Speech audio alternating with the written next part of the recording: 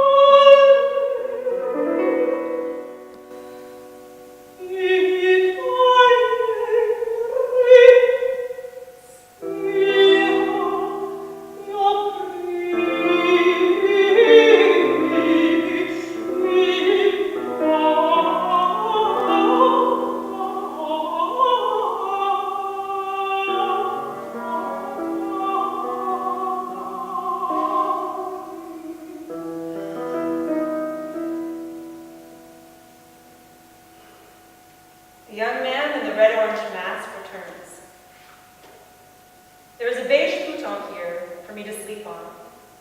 The sheets are always kept clean. The duvet is comfortable enough. But there are no windows, no natural light. There is a small stove, though, a plastic kind. I don't scream. If I make sounds more audible than a clearing of the throat, they stick a high-frequency sound on me that fills the room and almost blows my eardrums apart. The days are while I've chewed all of the skin off all of the sides of my nails, leaving little traces of blood on the kitchen counter.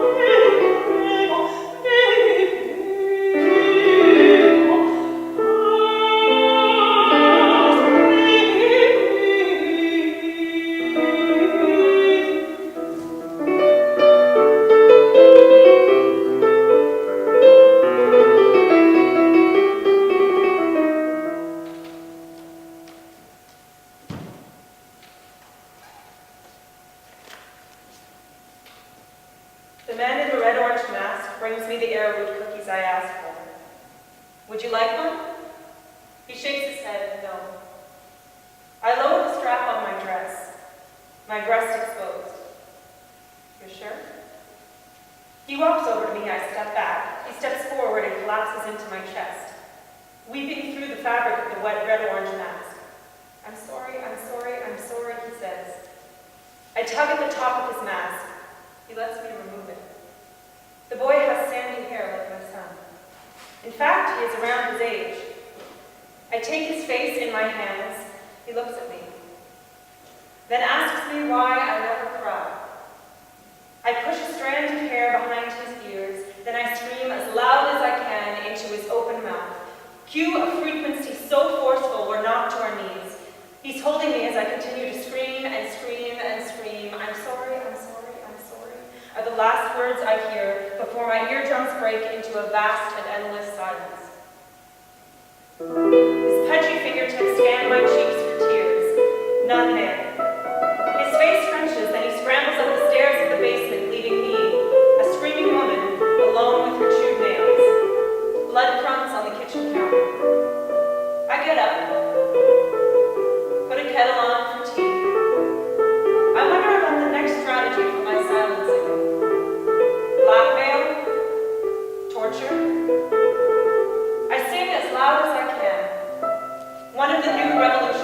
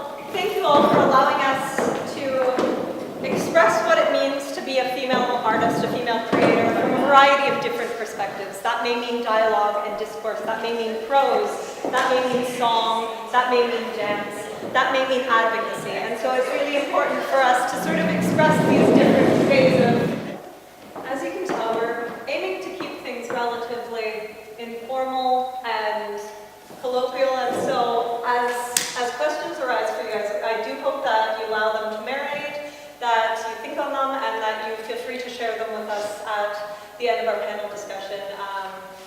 We've got a pretty varied group of people here, and I'll introduce them a bit more formally now so that you have an idea of where they're coming from.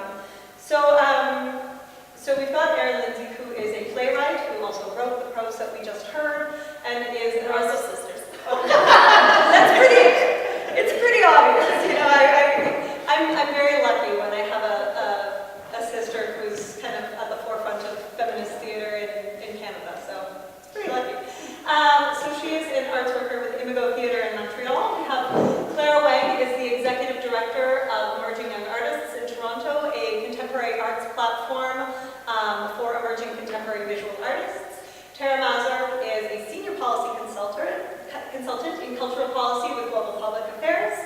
Lindsay Lachance is a dramaturg and an arts worker with the NAC and Indigenous Theatre. Nichols is a dancer, choreographer, director now, and the owner of both the Extension Room in Toronto and Hidden Run Dance. So as you can see, we have quite a diverse variety of voices and expertise.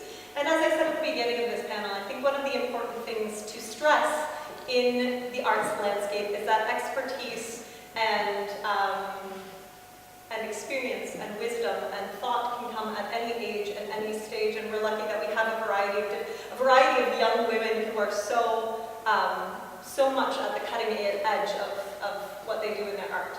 So what I would love to do as a way of kind of introducing our panel to the rest of you here, I would love for you each to take a moment to introduce how you self-identify as an artist or arts worker. How did you arrive to do this work? And why do you do what you do? And I'll start with Erin, and we'll move down the train. Well, thank you for being here and for hosting this. I'm Erin. I'm a writer, performer, and creator, and I'm also a proud cultural worker. I work for a feminist arts organization, a nonprofit by the name of Imago Theatre. In terms of how I got there, my background's in theater ethics and communications.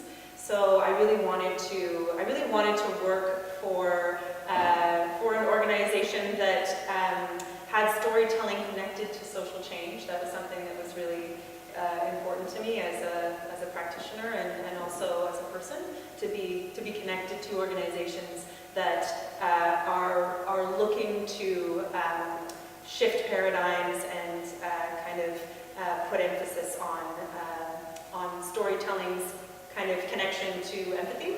So that was kind of what got me into the work that I'm doing. I think that there are many ways of making impactful change in the world, art being an integral one, but one. And I think that yeah, for me, stories had changed a lot of my thinking on things. So that was kind of why I got into it.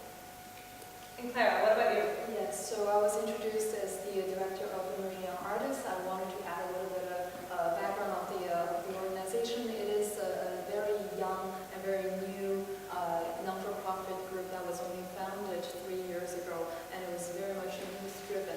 There were 25 young people who share the similarity of coming from a diverse cultural background that gathered together in Toronto. And I'm very fortunate to be leading the group. But what we're doing is promoting the awareness of underrepresented artists in visual art, and we also are exploring multidisciplinary collaborations among the arts.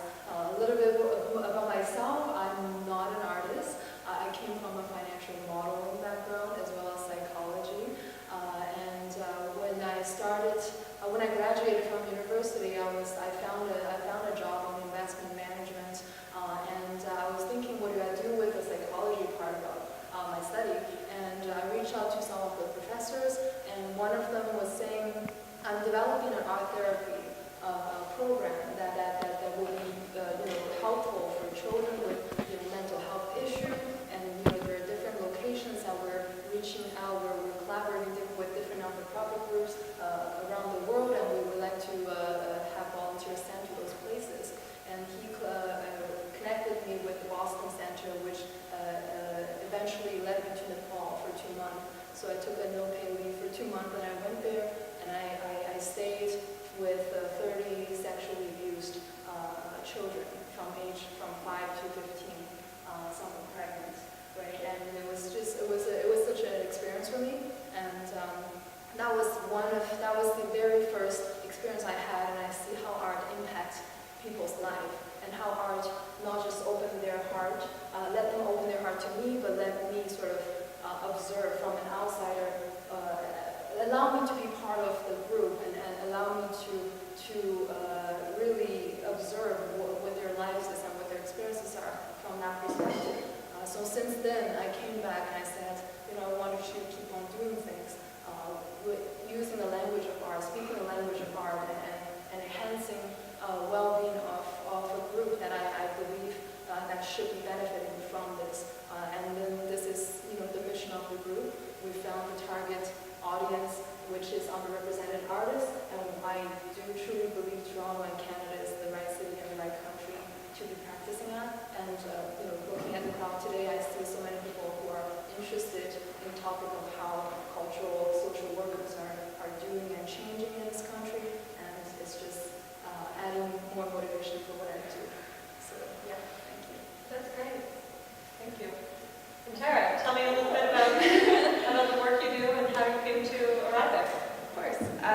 So I come from a nonprofit arts directing background, but now as a senior consultant with Global Public Affairs, which is a private firm. I do government relations consulting for arts organizations, for associations and coalitions at the federal level, and I would say that I'm also very proud to be a registered federal lobbyist. So I believe that policy systems, they underlie all of our work. They are guidelines and agreements, and even policing to an extent. So there's a lot there to unpack, and I just saw that it was a really ripe space for a variety of different stakeholders and different systems to come together for the well-being of what we kind of tackle collectively. And that comes down to governance models and everything. So we'll talk a little bit more about that. In terms of how I arrived here, I've been trying to make sense of that for a really long time. We all are. And the only coherent way I can do it is, of course, chronologically and looking retrospectively, probably all the way back to my childhood and growing up in what was an entrepreneurial family. I had parents who were real estate agents, so I always had a bit of a consultant agent entrepreneurial bent flowing through me. And then I was the kid, of course, in high school that directed the plays and did performing and kind of stepped up to lead things like that. Studied arts management, of course. I know some others have a background in arts management or an interest in that, and also studied studio art, where I had a lot of amazing, thoughtful professors who were also well-connected and just wanted opportunities for their students. In my studio work, I thought a lot about movement and space in particular, and how people interacted with space, and how perceptions shifted in, I guess, sculptural and drawing. And then did a lot of work with Canadian Artist Representation and Association, looking after artist incomes. I think that a lot of us can accept that making a living as an artist tends to be on the low end of the income scale, but I saw that there were a lot of struggles in terms of well-being and tackles around business practices and making a living as an artist, and I didn't want to settle to see that in Canada. So policy was the space to go, and so I'd always been drawn to advocacy, did some work with the Ontario Nonprofit Network around projects around decent work, accessibility, even network strategy. And that, of course, took me to cultural policy advocacy, and I would say that policy engagement is the name of my game. I want to see a lot of people participating in the systems that may sometimes seem invisible, but nonetheless are very important and necessary for our work to function. Thank you. Thank you, Karen. My name is Lindsay Lachance. I'm of Algonquin, Anishinaabe, mixed settler Canadian ancestry, so I'm really excited to be here today on unceded and unsurrendered Algonquin, Anishinaabe land. Thanks, Meghan, for inviting me to be here. I just moved back from Vancouver, so I'm happy to be back. It's nice to sit and chat with everyone. I currently work as the Artistic Associate of Indigenous Theatre at the National Arts Centre. So most of you likely know that the National Arts Centre has existed for 50 years. So last year we just opened an Indigenous theatre section, so it might be Indigenous performing arts or something else, but that's the kind of work that we're doing right now, actually developing the department and figuring out what it is that we want to offer to the larger Indigenous theatre and performing arts community, so we're really excited about doing that kind of work. Before coming back to Algonquin Anishinaabe land, I was in the Coast Salish territory in Vancouver where I did my PhD. So there I worked as a sessional instructor at both the University of British Columbia and Simon Fraser University. So I taught classes in Indigenous politics and also in Indigenous theatre. My practice is of a dramaturg, so I work in dramaturgy, helping to create the fictional world. So I collaborate with a lot of playwrights, actors as well, and directors, and trying to center Indigenous methodologies and Indigenous ways of working and storytelling techniques in order to create a fictional world that best supports the work that the playwright wants to tell. And for me, this is really important because I find theater similarly to be an agent of politics. I think that it's not only a form of expression, but also a way to help transform people's perceptions, interactions, and ways of understanding indigeneity in Canada.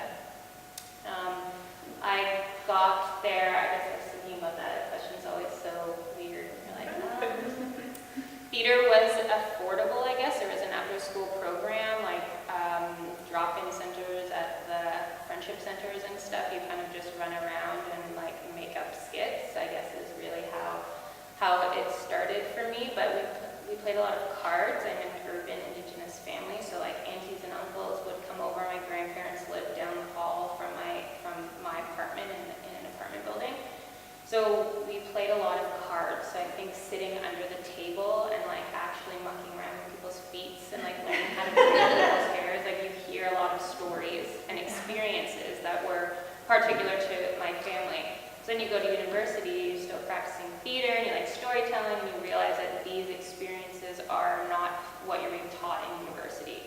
So I think that was mostly what it was for me, that I think there's other stories and other expressions and ways of looking at storytelling, looking at families, looking at coming-of-age stories that are not predicated on, normally mostly old white men writing their stories of what Canada is. So I love thinking about ways to reinterpret that, and a major passion for me is education, community outreach, both to create spaces for self-recognition within Indigenous communities so that people can see themselves on stage, see themselves in their stories, and also, just in general with students.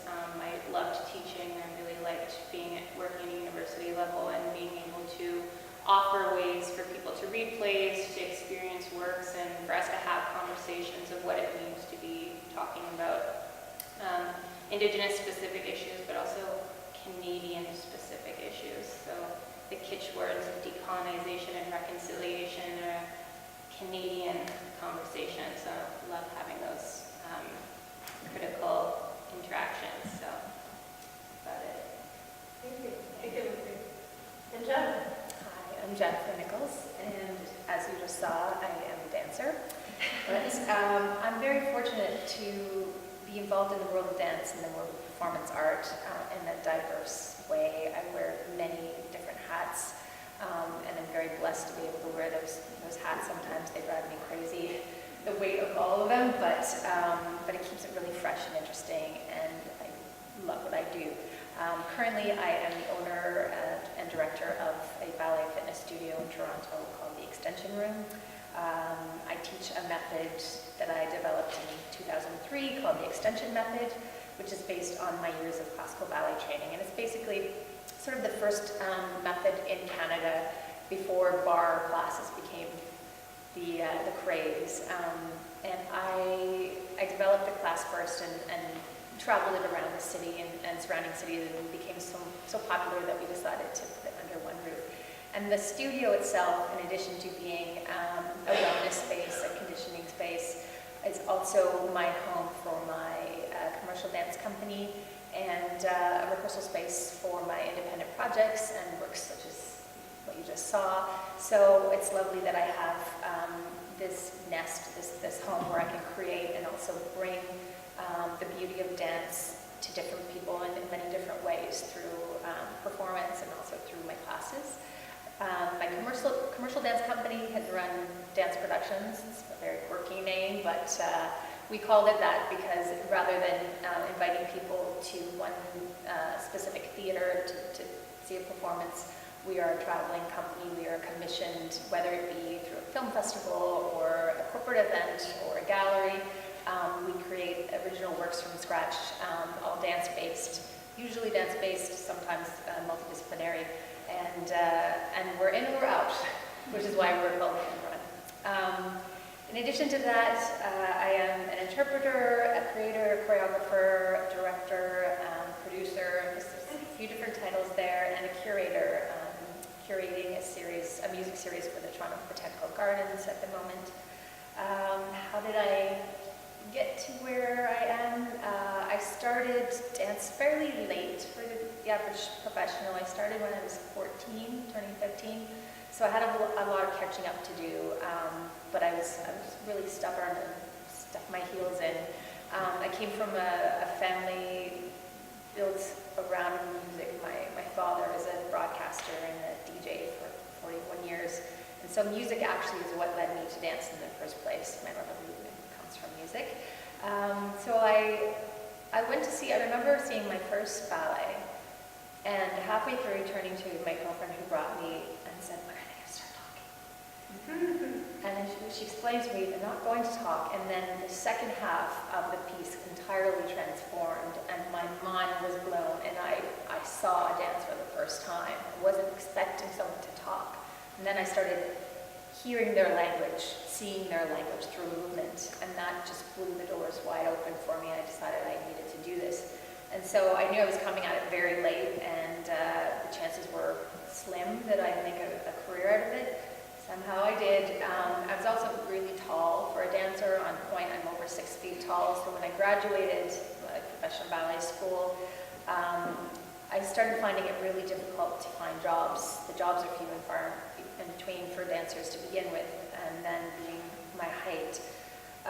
That became worrisome, and so instead of doing the worldwide tour, audition tour, and coming back empty-handed and my parents' pockets and bank accounts empty, I decided to start using my entrepreneurial spirit, which I always had from an early age, and creating my own work, which led me initially to start producing small works. And a colleague of mine, now my partner in Hit and Run, she was a graduate of the National Ballet School. She approached me one day after seeing one of these little shows and said, "You know, you have something here. If you want to make a company out of this, I would love to be your partner." And we had a discussion about the fact that we were tired of ourselves and our friends and our colleagues coming into ballet class or contemporary dance class exhausted because they left the bar that they were working at 3 a.m. the night before, and they had to have those jobs, those waitressing jobs, in order to be able to continue doing the work that they loved. And we thought, well, how about we make our job still dance? And that's how the commercial dance company came to be, and it's so rewarding to be able to not only pay my own bills through dance, but give my colleagues and my friends work continuously, which also led to the extension room being founded. I sat down with a chiropractor one day to investigate the different ailments and injuries that were perpetuating, and he said, "You know what, why don't you develop a class that uses ballet technique but is a technique for athletes and for dancers to deal with their injuries. And this is a doctor who was working with different professional sports teams at the time, and he said, I know a lot of dancers who have this idea, but no one's willing to run with it. I said, I'll run with it.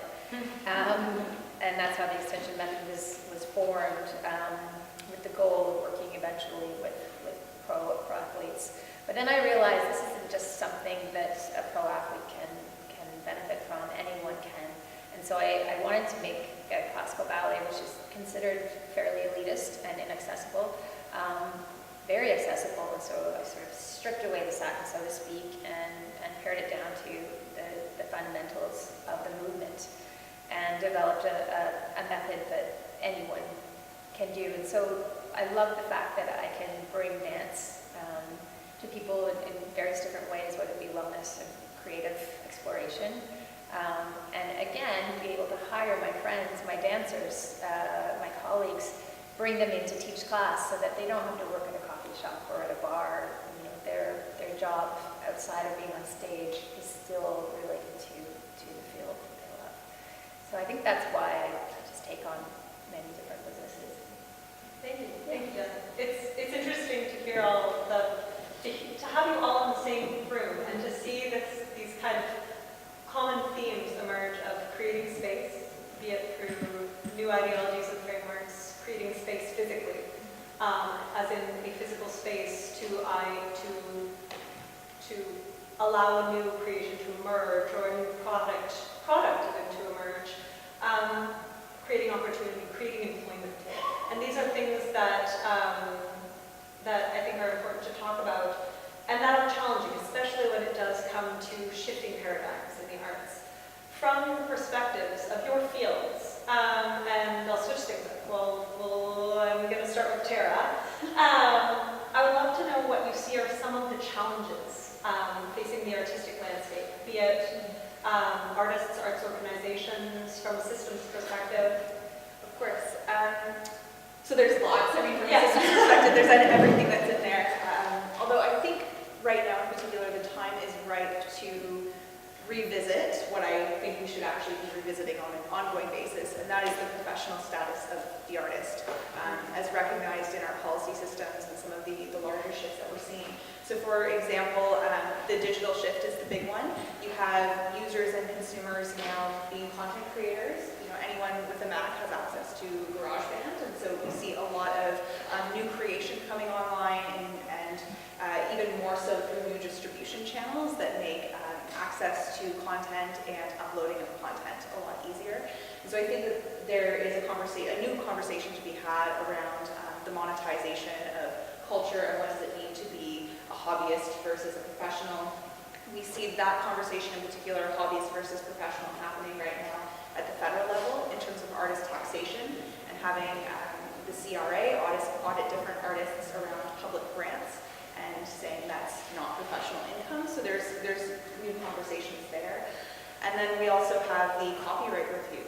The Copyright Act was radically changed in 2011, 2012, and especially in light of the digital shift, our royalty payment models are changing, and even business models and the role of intermediaries and collectives and how different industry players interact have shifted, and there's a lot of questioning about the value and the unique role of associations and collectives and all of that. So the time is right to talk about the professional status of the artist. At this point in time, UNESCO had just launched a survey. I got notified by a peer like 10 minutes before this panel that they were launching a survey on the professional status of the artist.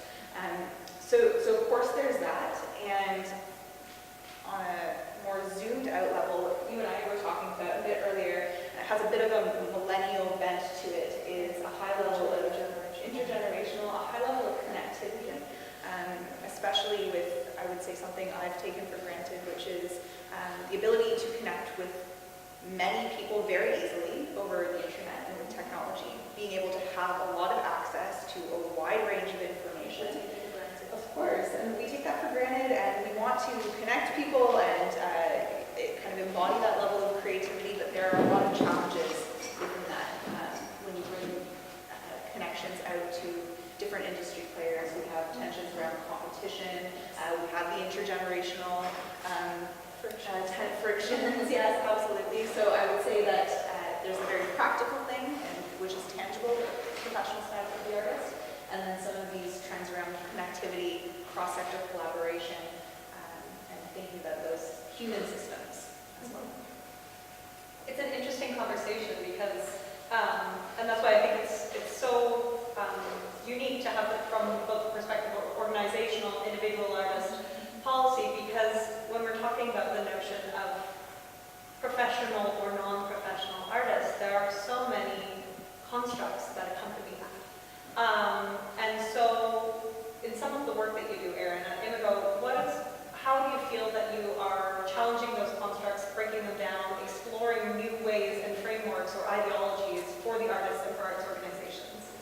Yeah, so we're very much in the middle of we're trying to figure out how to work in a feminist, lateral way, which is very difficult because we're so accustomed to working in a certain structure. We've been so accustomed to working in a certain structure that is 9 to 5, that is driven by capitalism, that's kind of like product more than process oriented.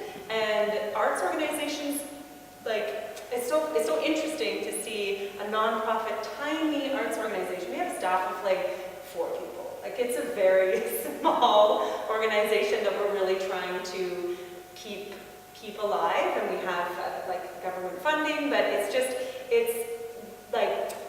these are models that we can't participate in. It doesn't make sense to. But then it's also so difficult to reimagine alternatives. So we're going to be having a big retreat to talk about all of this, but one of the kind of things that we've done recently is we've instituted a Pay What You Decide program. So essentially, our tickets used to have a kind of fixed price, and now they're completely, you decide either before or after the show, you can decide to pay any amount of your choosing, reflecting your needs and also reflecting your perceived value of the piece. So if you didn't like the piece, you can not pay for it. And I think that it's interesting because we've actually seen that through this program, we've developed a relationship with our audience of trust, and one of we want you here more than, and we want to hear your ideas on this more than we want your money. And so there's something nice to that quality of trust in the relationship, that it's not so transactional. It's not like this contract, this goods and services contract, and it's a massive risk. It's an insane idea, but it's working. So that's what's really wonderful to hear, is that it's steadily working, but it's absolutely, we're getting more audiences in, we're getting different communities in, we're getting younger people, and so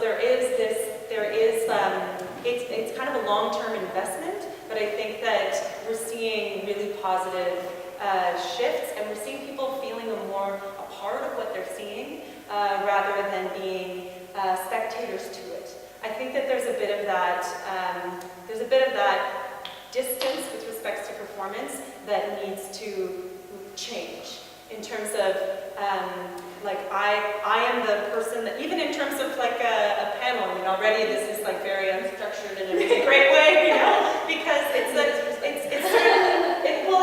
great. We talked about that, but I think that I think that sometimes there's a part of institutions is institutionalized knowledge. So this notion that because of my identity, because of my education, because of a variety of things, I am the person that has the information to give to you. And I think that that's sometimes how some performance has occurred as well, that there's this revering of it, and it's seen as this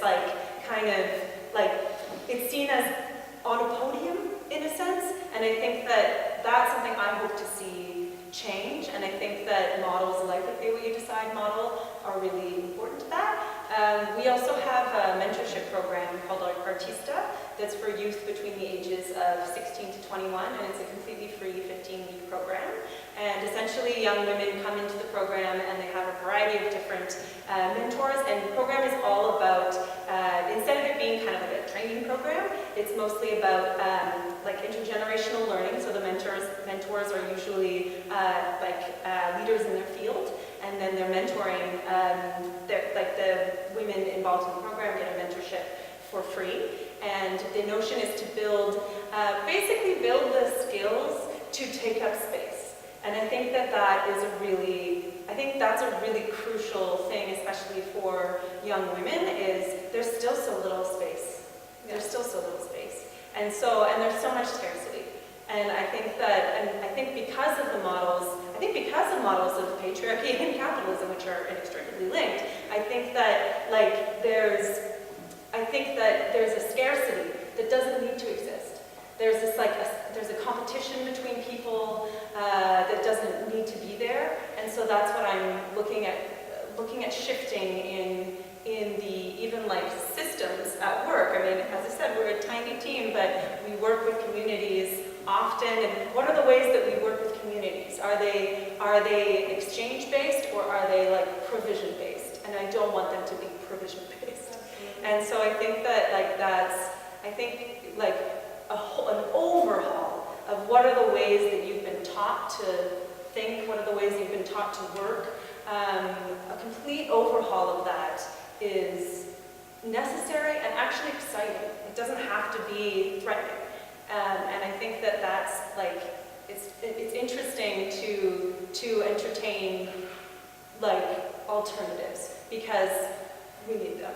Absolutely. So that's you spoke to your work sort of from both the critical reception of Indigenous theatre. So what are some of the ways that we can shift the way that people receive theatre, and also what are some of the different ways in which you can help the dramaturgical process and the actual process of collaboration and production? Would you be able to speak to that, Laura? That's so interesting to hear you talk. I'm like, people are so threatened, though. They're so threatened. You're like, okay, everyone, we're going to bring this down. We're going to pull up this new idea. And I'm like, so I love hearing you say that. Get really threatened. It is, yeah, it's really, we're also a team of 4, actually 3.5 right now. So I totally hear you of trying to build together the resources that, you carry within you. And I think that even that is something, a way that I think about the work that I do. And like I said in that story of silly things, of these memories and moments and experiences that I carry with me, that is intergenerational, that's experienced, or that's taught in school, both good and bad experiences.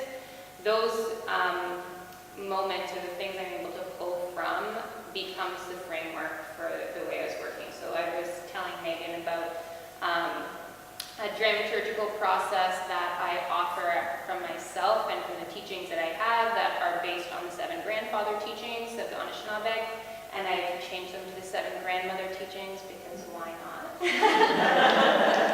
And they're 7 core values. Some are love, truth, respect, and they're a part of Anishinaabe teachings where if you live your life through these 7 core values, you're living a good life. You have an open heart and open mind, you're living a good life.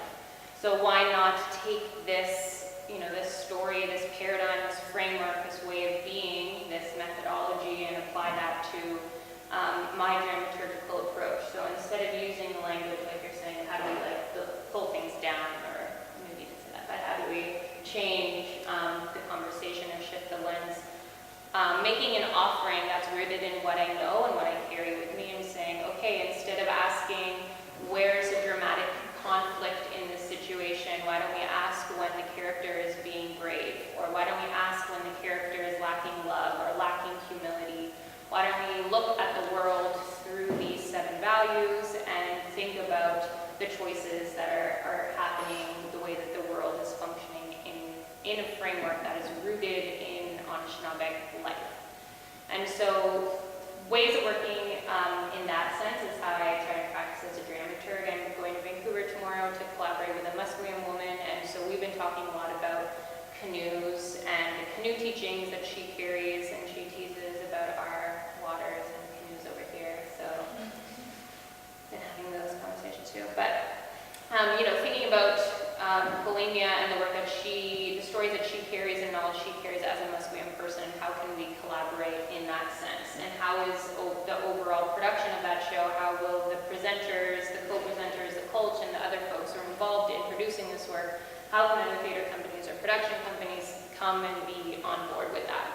And sometimes it is threatening, or some folks don't understand, or there is this extra layer of work that has to happen because, you think about right now, Balbala Paja's work with both Slav and Kannada, where he is telling stories that don't belong to him, he's working without community protocol, he's working without consultation, he's representing voice, cultural identity in life that isn't some of his experiences.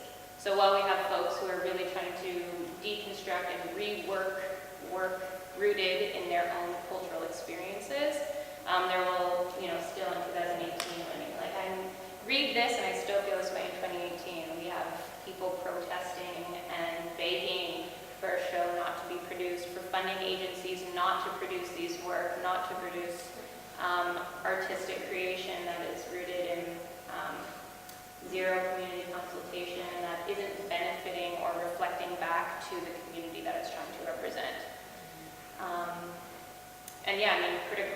Critical discourse or ways in which we engage with work is also really important when we're thinking about whose story, whose body is being seen on stage, whose experiences are we witnessing, and after witnessing something, what are you going to do about it? What kind of action comes from that? And witnessing protocol is really rooted again in action and taking responsibility to what you've come to hear, see, or do. So trying to just find words that are rooted in the knowledges and experiences that we carry with us and try to enforce or introduce those ways of thinking about work. Thank you, and I'm glad that you're doing that. It's interesting, Clara. I know the upcoming exhibit that you're doing, Emergence in Toronto, which essentially is looking at the cultural exchange with with Chinese contemporary artists coming into Canada. You're using cultural exchange, and you're using this medium of connecting sort of both within Canada and then abroad. How do you find that this increases representation, and also how has this process been for your organization? Right, so I definitely wanted to talk a little bit about that. I just wanted to reply quickly on that. Absolutely, and I hope everybody feels very welcome. Obviously, I will open up the conversation for the end for the panelists to bite, scratch, and share. No, I'm joking, but to ask all the questions at the end, but also feel free. Absolutely, I completely agree, and I'm so glad to hear fellow not-for-profit organizations are trying to make the experience or public access to art more experience-driven instead of more transactional, and I think that is how we get attention from the millennial generation. Being in Toronto, I know the TSO, the museums, they form committees to study on how to attract more attention from the millennial generation, and I think that is key, for the audience to be feeling like they're part of the experience, that they're getting something from it, whether it's from pay as you want. I think that is quite critical. Thank you for bringing up the exhibition that's coming up. It's going to happen on the 11th of August. So it's about 8-month planning. As I mentioned, it is a group of volunteers that we all have our full-time jobs or schooling, but we're volunteering our time every single day to be forming this group. It's 25 people. It sounds like a huge group. We all specialize in different things. Some are web designers, some are videographers, some are curators, some are just PR people, some are marketing. So we work together for about 8 months, connecting with an international art center in Beijing. We've done exhibitions in Berlin, in Paris, and they've yet to come to Canada. And this is not the first time I observed that there is, as much as we already have been doing, there's still a lack of that proactive cultural exchange, meaningful cultural exchange. Being a Chinese person, I came to this country exactly 10 years ago, 2008 summer, and this is like my second home where I sort of grew up, and I sort of find my identity here. But when I think about some true reflection of Chinese art, being here, such a huge population of Asian community in this country, I have not seen much good reflection or true representation on Chinese art. And if I pose this question to you, what do you think of a Chinese artist? When reflecting back on what you've seen in Canada, you're probably thinking some ink paintings, some artifacts that you find in museums, maybe Ai Weiwei, right? That's about it, right? So that's not enough, right? That's not true. And we need to see what are people doing there. What is the current contemporary art movement that's happening there?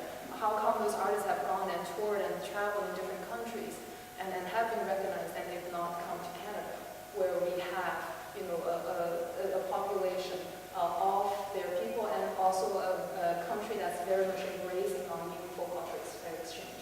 So that was the motivation behind why we did the show. While we were doing it, it's not happening yet. So the 8 of them will be traveling here for the first time, showing their work at the Toronto Center of Art, which is North York region. And speaking a little bit about challenges on emerging non-for-profit organizations, I've learned that in this kind of events, it's a little bit from before, where we call for submission from all emerging artists, and they submit their work, whether it's music or visual art, and we curate the show, and we sort of call out attention from the public. This is a little bit more political. You're talking about exchanging art, exchanging culture with another country, involving another institution from another country here. You need to do well representation of them. You also need to show that that people will be engaging here. And from in that journey, I've faced challenges mostly from institutions, whether political figures considering, but on the fence because sensitive topics or elections coming up. What kind of images do they want to sort of post to the public, and also from a media perspective, as much as we benefit from being how can I say, a diverse and sort of visual minority group running the organization. We get fundings, maybe relatively easier from certain arts council, but now hosting a certain show, exhibition like this, the media is very much willing to put a label on us and call us Chinese or call us minority or something that maybe perhaps the public is not by default should not be interested because it's for those people. Right. So those are the challenges and the sort of invisible barriers that I get to experience firsthand as I was reaching out to different potential partners. So that is something quite interesting. And one last little comment I wanted to make is when I came to this venue today, they were putting the barriers around the painters, the paintings, and I jumped. I went to the girls that were putting them up and were like, where did you find them? Because I need those for and it's coming up, right? And I was like, because the venue was offering those very tall, like when you see at a bank branch, with the belt. And it's ugly, and also because it's a huge paper installation that will be surrounding. The art itself is very fragile, it's very beautiful. I don't want those bank bars around it. So I was like, that would be perfect. So I jumped and I ran to the girls, and I was like, you know what? I was trying to research how I can get those, and the only place I can get it from is UK. So where did you get it? And she's like, UK. And I was like, was it the company? And she's like, yes. Yeah. And they just got the shipment like yesterday, and it was 6 of them and cost $1,400. Yeah. And guess what? It's for my one-time exhibition. Unless I find a buyer. It's ironic how there are barriers and finding barriers for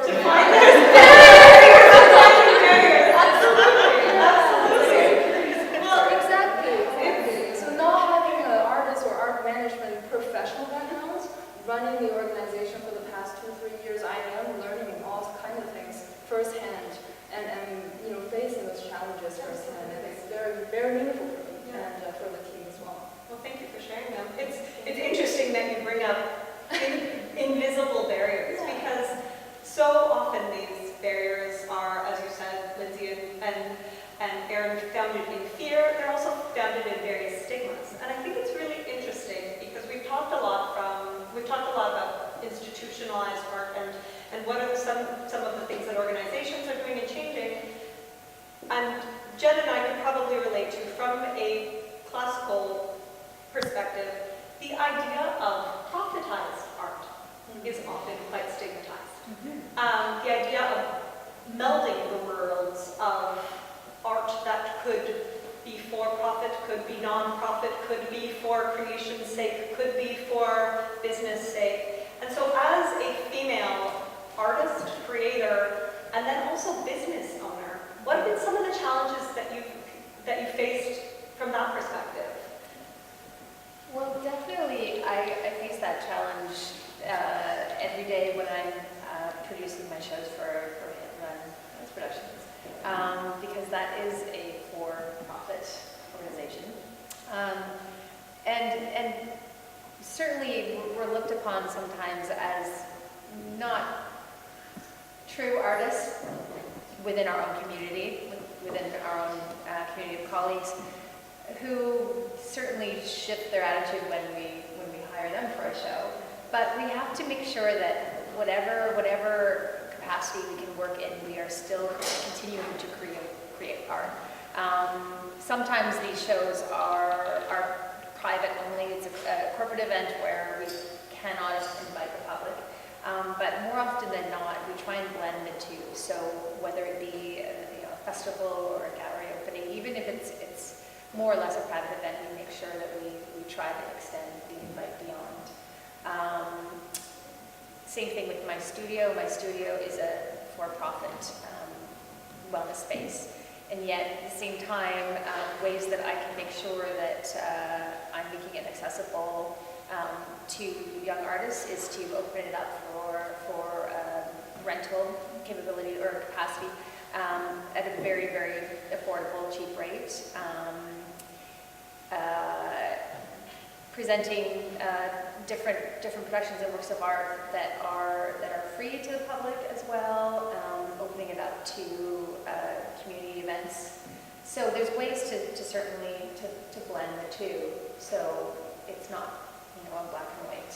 Yeah, absolutely. And add to that, of course, I think incorporation structures or whatever mode of business or organization you choose to pursue, you do that in a way that will allow you to create and pursue the endeavors that you set out in the world to do. And then whether it's for-profit or non-profit, there are still so many different mechanisms to generate revenue and resources. And so we understand that the non-profit and for-profit is frameworks for our thinking and frameworks for our being, but for more, I would actually advocate for more collaboration between the private sector and the non-profit sector. And I think there's a lot of stigma that each find on each. And as one example, although I come from a nonprofit curating background and I've built a heritage center and identify with a nonprofit cultural worker archetype, I guess, since starting to be a consultant, when I meet people, it's a completely different perception. I feel like I'm interacting with a whole new identity because I have something to sell. And I don't usually, come with that direct sales lens. I would rather do things that are mutually collaborative and sharing resources and just trying to make the work happen. But I think conversations around profit and our incorporation structures and how they impact our interactions in very invisible and subtle ways is an issue. Both sectors, they rely on each other. Yeah, absolutely. And because the art sector moves between private, nonprofit, and public, there's a lot of confusion too. Yeah, around. it's fluid. Yeah.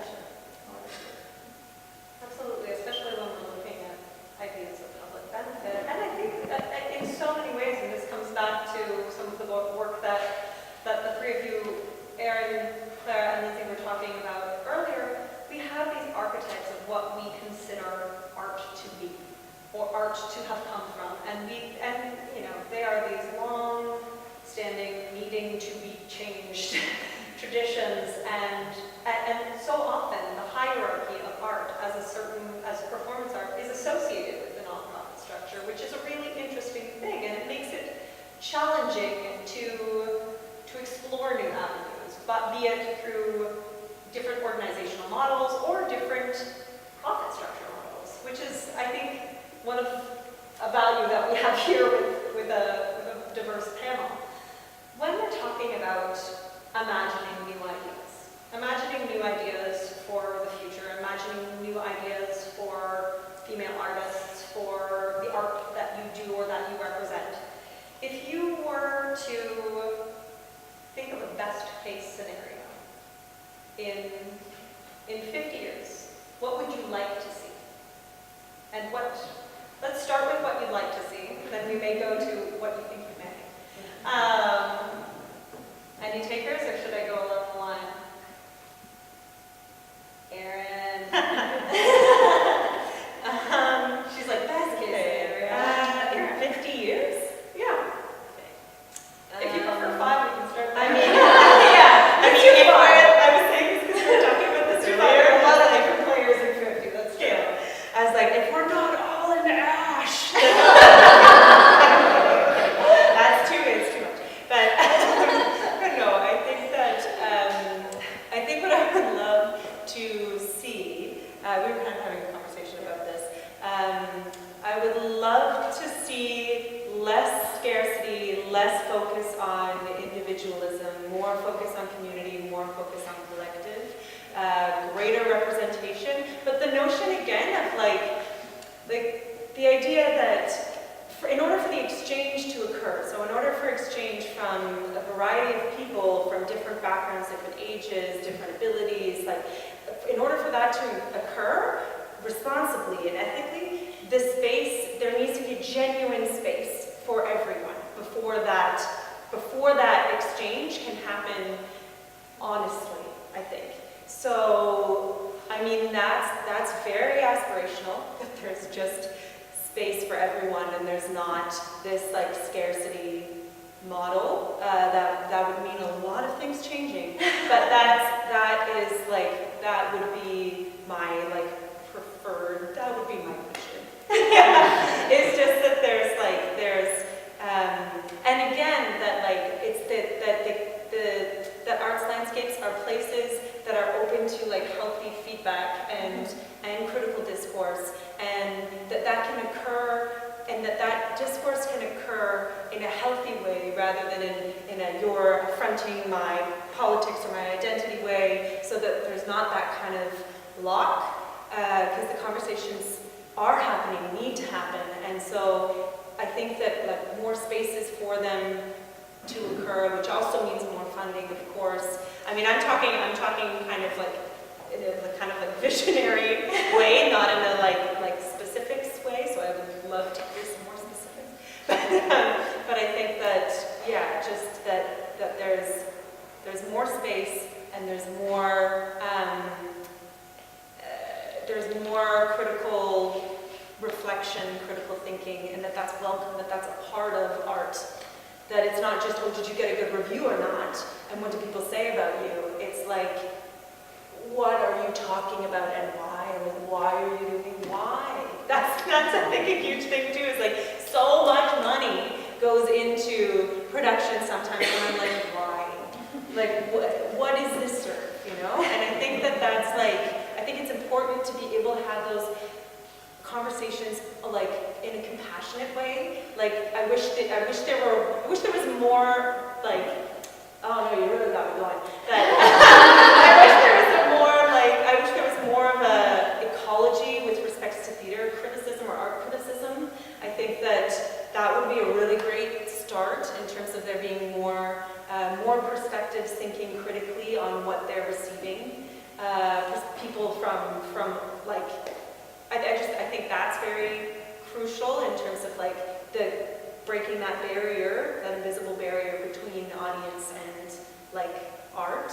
I think that having a really, really great connected critical discourse around what is being seen by somebody that can facilitate that well, I think that would be really are you going to do theater criticism at all? Lindsay, what do you have to say to that? It's funny, well, we talk a lot about, I have done play reviews or performance reviews, but I've been talking a lot about making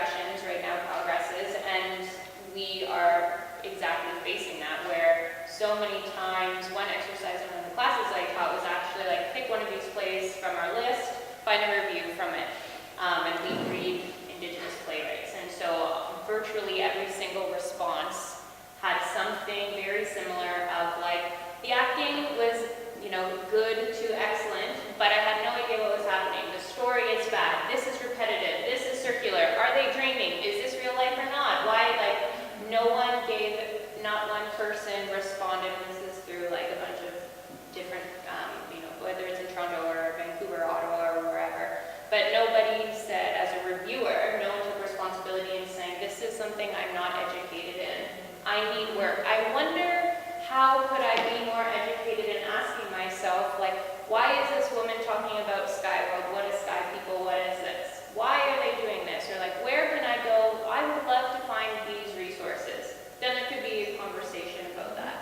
Or holding circles and inviting critics to come in and say, look, we're working on this new show. It's woman-centric. It's specific to these issues, to urban women, to this, to that, to, you know, and it's sensitive subject. It's particular to these people's experiences. It's a vulnerable story. Let's sit and have a conversation about some tools that we can use to look at this work. You know, like actually having conversations, and but again, it's, you know, more labor on the folks who are doing that work. But I think that there definitely needs to be room to shift those conversations, because once you start to pull, you know, and there's some students who are like, oh, I just kept like looking through them, and it's disheartening, and it's frustrating, as we know, for folks who like have a craft and have a passion and put so much into something. Just really recently, Kevin Moorings had a new play that was up in Vancouver, and the first line of his review was, "Thanks for Giving is a mix of a Greek tragedy and something else." And I was so mad, and I like did the tape, and I just fucking I said, do you really think this is the most appropriate way to speak about this show? Because it's deliberately comparing something that has nothing to do with that, but someone's paradigm goes immediately towards this play is a great example of a Greek tragedy and like some TV show or something stupid, and I was like, like that in and of itself is one of those like the catalyst for change, because you're so frustrated where this person didn't have an interest or an ability to say anything else. That's how it started. And that perpetuates, you know, a new show that just is up and running, that's going to be up and running for 2 weeks or whatever.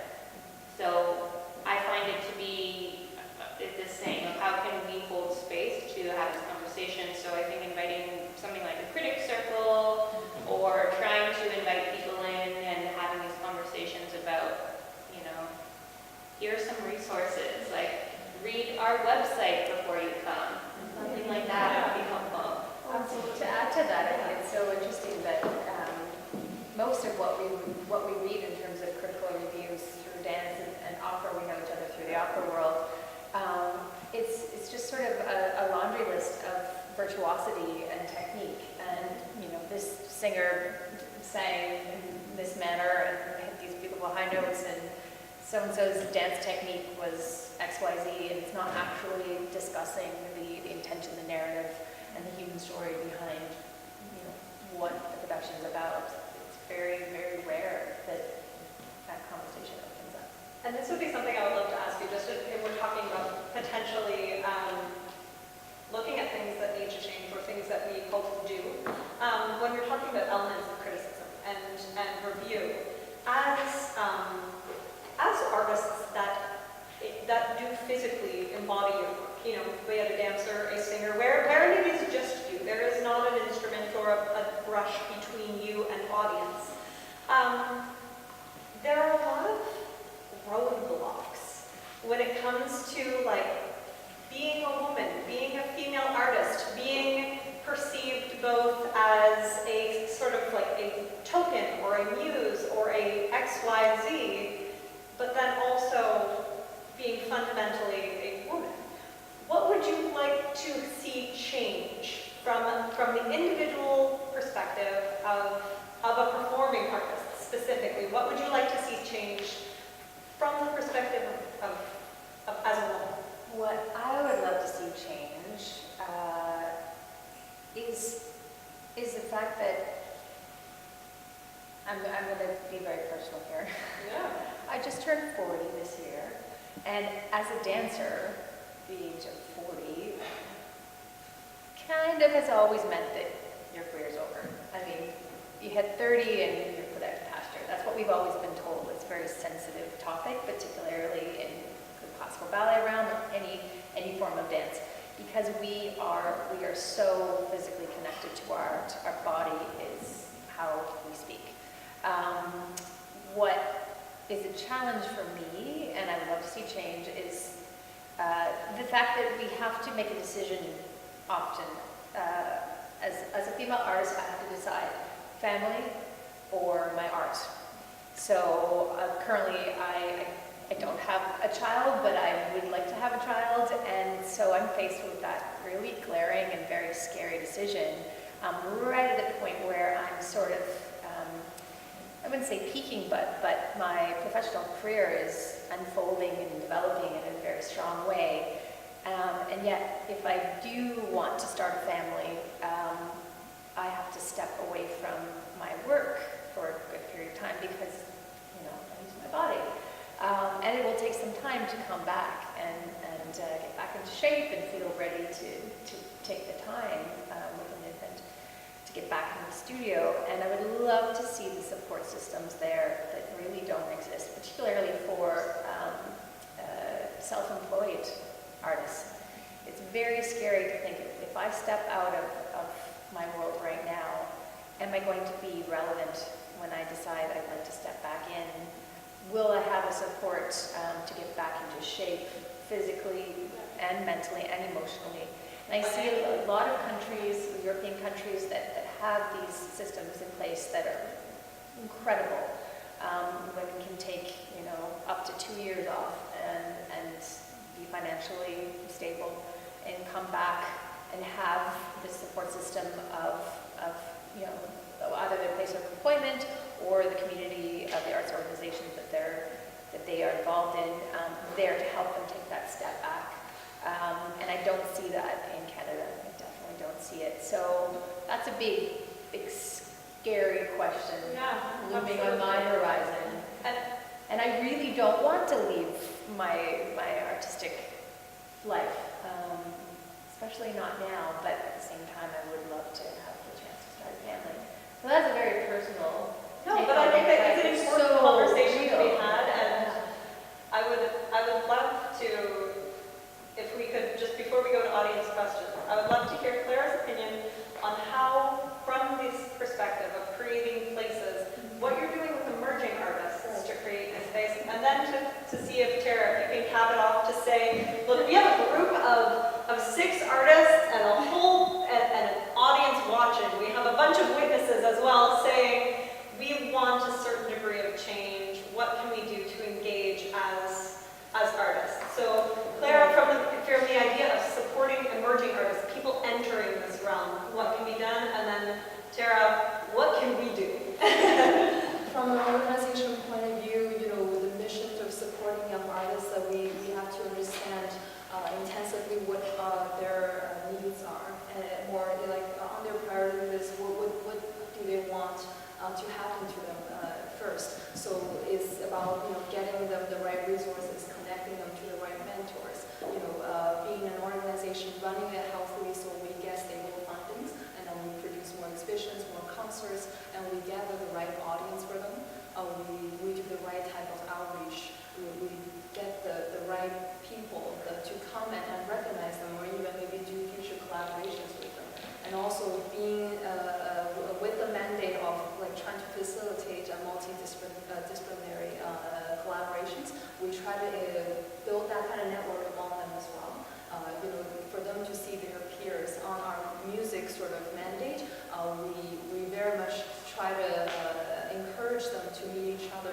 We've done concerts where we group people, we call them into a room, 60 of them, and we group them into 4 groups. So you're a melody group, you're a progression group, you're the rhythm group, and then we give them the rules for them to speak the language of music. And that's a room full of artists who are Japanese koto player, who are saxophone, who are drum kit player, who play all kinds of instruments, and they've never met each other before. Yet they come to the group and they can play that same game together. And they will do presentations of a piece of like 2-3 minutes in front of the room. And then some of them later on went to each other's studio and did recordings, or they start producing their own shows. And that's what we like to see. So that's the kind of support that we wanted to have it, that would continue on its own after what we've done for them. And also within the group, like I said, the group of us are young. It's a youth-driven. It is a truly youth-driven group. We're aging from 20 to 35. So we all came with our own skill sets. It's a great learning experience for everyone as well. Someone who just graduated from curatorial study or museum study, fresh out of grad school, not yet entering into the professional world. This is the opportunity for them to gain first-hand experience of managing artists, of managing and owning an exhibition on their own. For people who has sometimes a boring job and they really wanted to do more outreach and build meaningful connections, this is their experience to reach out to institutions and promote what we believe in and what we are passionate for. I was really echoing with Erin's point of this is the time we use contemporary art forms to address contemporary issues of not having so much individualism, of not so much nationalism, of trade wars, NAFTA, I'm sorry to my other job's coming in now. How do we get together and make cultural exchange really meaningful and lasting and sustainable? And a little bit on what I envision of what could be an ideal sort of thing. What we use now on Google is search engine of facial recognition. Why can we not use similar technique to identify people who are in need? If we can have a trusted platform built and backed by professionals, by institutions, by organizations, by artists, by supporters, by philanthropists, and then you search on a topic or on certain things that are happening that you're paying attention to, you're willing to be part of, and then you start reading into it. I would like to have that sort of platform there for everyone to be able to post what they're doing, post their questions, for translator to come in to break those barriers, for you to know what's happening in Dublin. I don't know, what is happening with that film festival, and you never know what kind of connection can be driven. As much as we talk about connectivities, I want it to be not just scratching the surface. I want it to be beyond one coffee chat. I wanted to see action afterwards. So that's sort of when you ask me that question, that's sort of what's on my mind. Interesting. So it seems from the perspectives here, it's how do we engage with more people? How do we start more honest discourse? How do we advocate for ourselves? How do we advocate for the populations that we represent? How do we as women, as artists, as creators, as workers, move forward in a space that's conducive to creation and to decent work and to experimentation, all of the above? And Terry, you want to have this for us? I'll try to synthesize as much as possible. Well, first of all, I will say that I think decent work is a huge issue. The International Labour Organization has frameworks and initiatives around that, as does the Ontario Nonprofit Network. In particular, they have a project going on right now, which is decent work for women in the nonprofit sector. So I'd encourage people to look after that. I think decent work in particular is at the heart of a lot of issues that we're talking about, and the ability to deliver on decent work is related to the ability to look at those first principles of what it means to lead a good life and a balanced life, and everything from mental to emotional to spiritual and physical well-being, and how that actually plays out in the workplace, explicitly or implicitly. And then, of course, the ability to deliver on decent work is also related to our funding structures and some things around administrative costs and operating costs. And there's a whole paradigm shift that needs to happen there as well, in my opinion.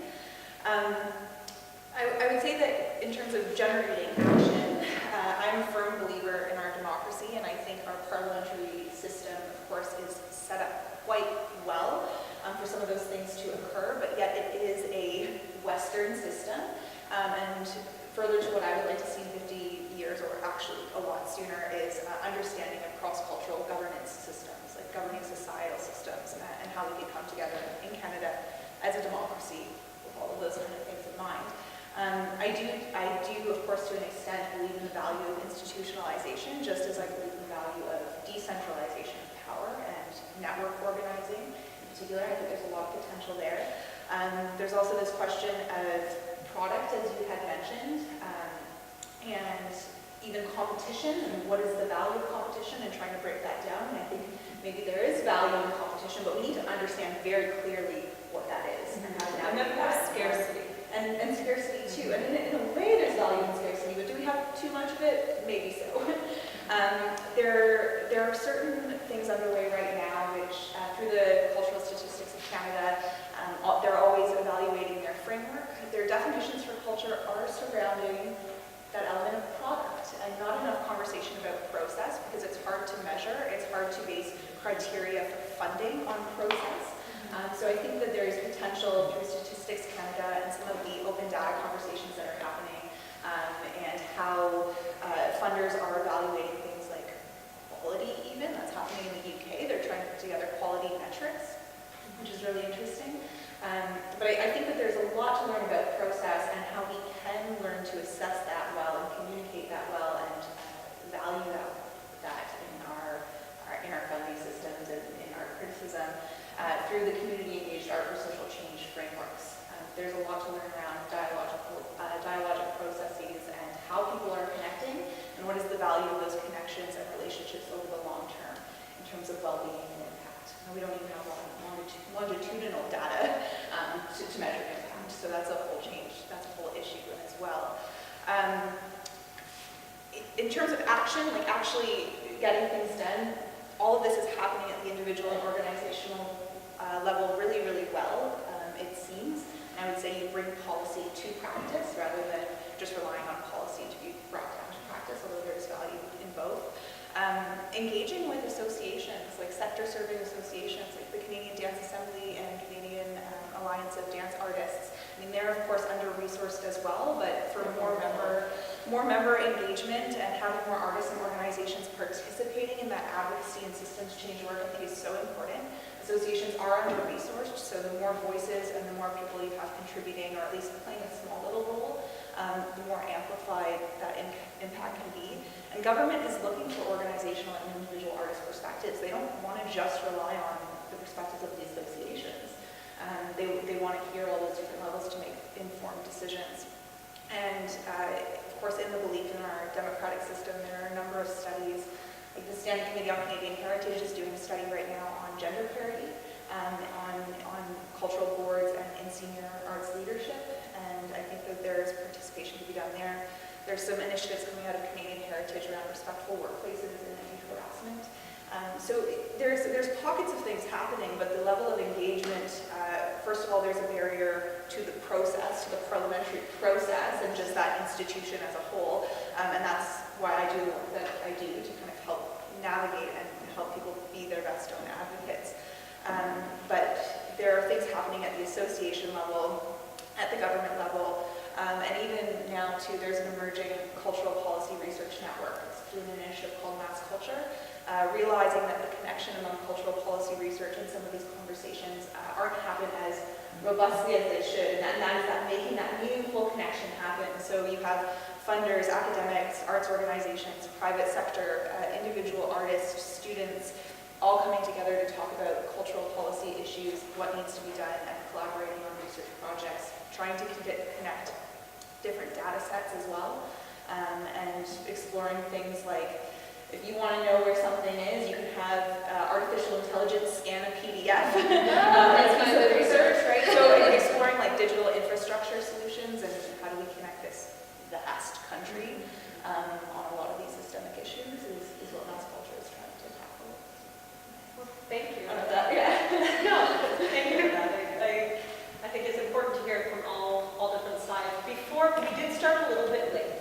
So if should anybody have any conversations, I hope that you feel welcome to ask them. I will.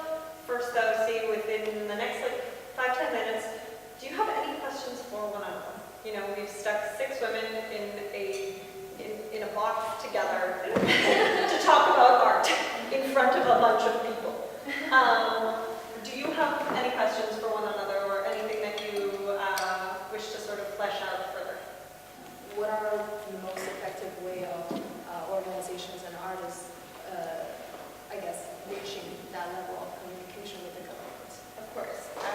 So I think the first is to check in and see what the existing advocacy bodies are already doing. So your sector serving associations, the Canadian Arts Coalition is another group to just see what's on the radar.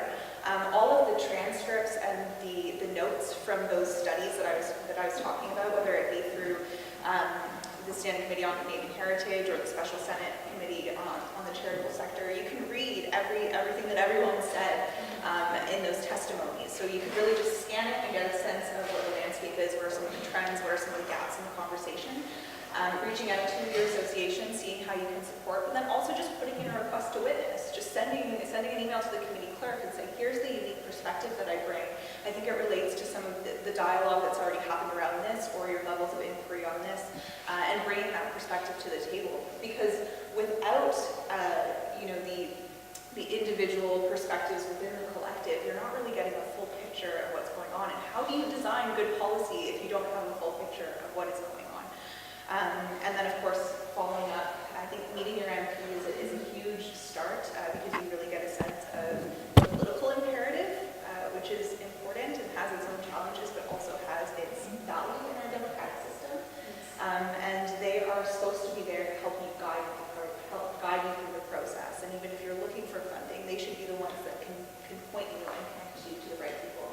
And if they're not doing that job, then it's our responsibility, I believe, as citizens to hold them accountable to that, or find different connection points within government. But I mean, I'm always happy to have a conversation about the tangible ways for any issue in particular, because action is where it's at. And I'll make sure it's possible to spread an email around here or there.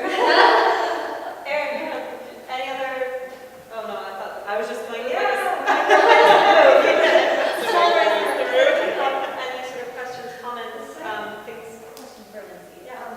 How important to you is multidisciplinary work within the conversation?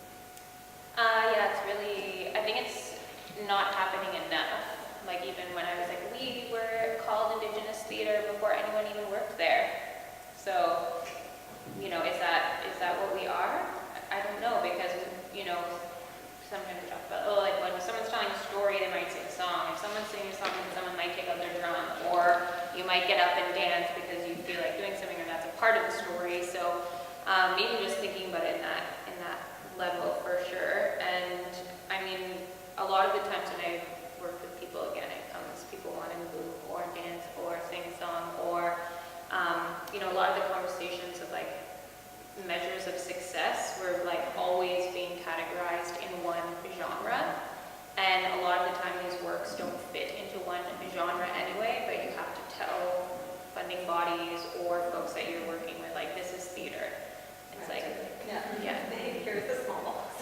So something about I think you asked about speaking critically or writing something critically. We're really interested. I'm really interested in having conversations around measures of success and whose measures of success, because especially for Indigenous arts, a democratic government doesn't represent us or doesn't have the same measure of success as Indigenous artists in some situations. So it's really interesting and important for us to say perhaps success for us is working with an elder and having someone share the language, or having someone learn a phrase that they didn't know, or remembering a song that they didn't know, or being able to work with a dance that hasn't been shared in a long time. But definitely a lot of programming, Full Circle, First Nations Performance is a multidisciplinary company, so lots of dance groups, especially based out of Vancouver, work with text and work with performance and work with songs. So yeah, definitely bringing down those genre boxes are important, because folks like to move, and it's fun. Folks do like to move. But I think those who are coming from the MPNL program will find some of even the discussions, especially what you just brought up in terms of okay, what does this idea of impact measurement, what does policy evaluation, how does this relate to a group of people that might not associate in the same way with this construct, that might not believe in it, might not want to, might not, even just that the line is very different, that there's a strong divide between how do we, especially when you're under the NEC or as under the umbrella of a nonprofit, you have public benefit, you have accountability. Where do we fit into this if these rubrics of success or of measurement of impact do not necessarily reflect how we do our work or the priorities in our work, which may be process-based, that may not be product-based. And I think the fact that we've archived this to see that we've had this discussion and to talk about this and to see how we could move forward on both an individual level, on a systems level, organizational, and every tiny little crack in between, which is so important because there are all of the little spaces in between. Can I make a quick comment about measurement? Because I think you make a huge point about how measurement is so nuanced. We've all talked about this, and this is something that it's been talked about for decades. It's not necessarily a new subject, but I think to find standards of measurement to make it easy for that institutionalized process, especially of funding assessment, is just, okay, well, we need to try to create clear guidelines. But I almost would say that there is a huge opportunity for discussions around measurement to be completely blown up and say, how do we measure through complexity and with all of these nuances in mind?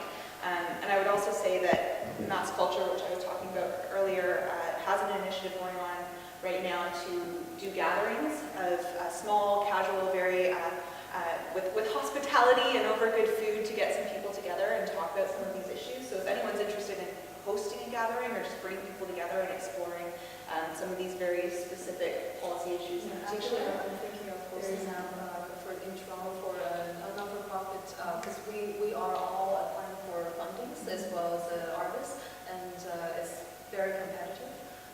The NGO that I'm running, it just passed the first 3 years, so it's by their definition, we've now exited the young period, like the emerging period. Now when you're applying for grants or your application will go competing with more established groups. And so yeah, I think there shouldn't be so much nuance around that. We should all get together and really talk about what is important. What are the Arts Council like working for? Because yeah, I've called one of the Art Council officer from our application. She was saying that I want you to make clarification on your application, and I just picked up the phone and I called her and said, what do you need? Right, let's go through this together. What are some things that I could clarify for you? And her questions were very specific, like where she was looking at our application, how long would your training program be, where exactly would you be posting it, which exact channels would you be advertising through it, how many people are you targeting community? Like, this is important because most people don't know that it's that needs to be that specific. And also, we sometimes apply and you just sit there and Exactly. And maybe does it have to be that specific is a broader question as well. Can we look at other ways of communicating artistic creation beyond just the, and there are many. There are absolutely from grant making to funding, everything is changing in terms of the involvement of the artist. But to look at some artist-led practices of how to inform funding and granting and everything is important as well. Absolutely. Reflecting back on them, do we have to fit up us in small boxes? Yeah. Do we really have to categorize so specifically that you will take a look and say, okay, I see your point. Yeah. Like, can we be broader than that? So maybe gathering people together and gathering those perspectives, and we have an impact to potentially reach back to them and say, would you consider evaluating us from this angle?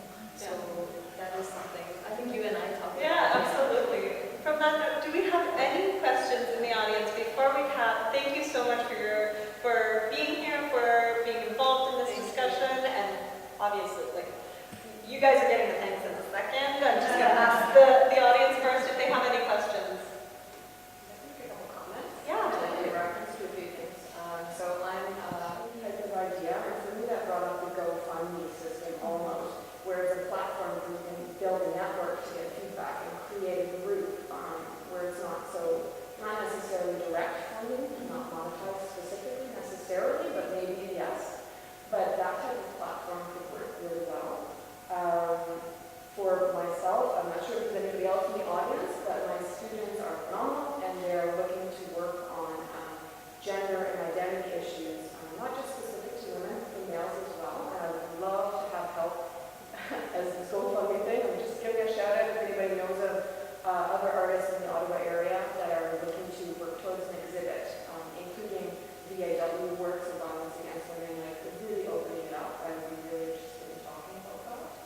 And I find there's a big gap in support for women artists in general. And I wanted to give a shout out to the Manitoba Malwa Institution, so mentoring artists for women's art, and a hope that maybe you guys, being out there, would be able to look at creating an organization locally here in Ottawa or different areas of Canada where we could have more support for women artists and more mentoring so that we can navigate the system from youth level all the way up. There's through the status of women, there is a particular funding program with an ongoing deadline that's around women prosperity through mentorship and scholarship. And if there would be different groups of people that are interested in getting together and creating something, then that's a potential funding channel to get resources to do so. Thank you. I think what was that? What was it called? Status of women. It's theme 2 of, I think it's like economic prosperity funding or something like that. If you go to status of women funding programs, women programs, there's a mentorship and scholarship theme. I have a question for you, Meghan. At the Korean Culture Center in art, and there is art on like an exhibition recently being here, Korean art. I mean, she's meant to like in France. But anyway. And at the moment there's something called the Main Five, which is sort of like Mrs. Lachance was saying. It's sort of like folk art from Korea, though, Korean folk art. People ask the same kind of question, why is that balloon there? Why is the pig? No, literally, there was a talk about why is the pig walking across the pig is supposed to be prosperity or primary. And the art is done by very, very ordinary, well, actually, this woman. My question on Meghan is that there was one of the people who was there was from Carleton University, Nichols, or obviously she was married to her first name. I don't know Korean well enough to remember. But anyway, how come she isn't here? Do you know the person? I'm not sure. It's a hot, I don't know the person, but it's a hot day and it's a Friday. No, Who no. knows? I mean, like women in America. Yeah. She gave a talk about this Ming Fa, which was the folk art of Korea, and it's very, very, actually, I don't even like it because it's very, very, very simple, or very like moons and flowers. But anyway, go to the Korean Culture Center, 150 Elgin Street, and even now it's there, and frequently, I think it's continuously, they replace one with another. Well, thank you. And I think in terms of different people from Carleton in the arts, hopefully there will be more and more discussions from the perspective of both Carleton alumni and